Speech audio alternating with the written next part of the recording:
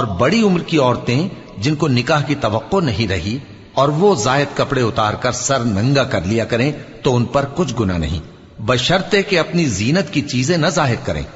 اور اگر اس سے بھی بچیں تو یہ ان کے حق میں بہتر ہے،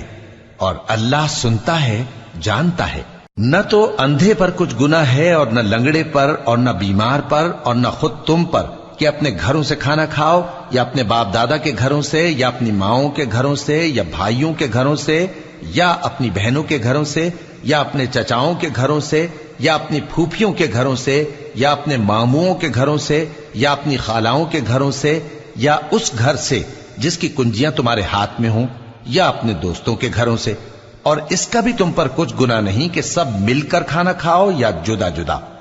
پھر جب گھروں میں جایا کرو تو اپنے گھر والوں کو سلام کیا کرو،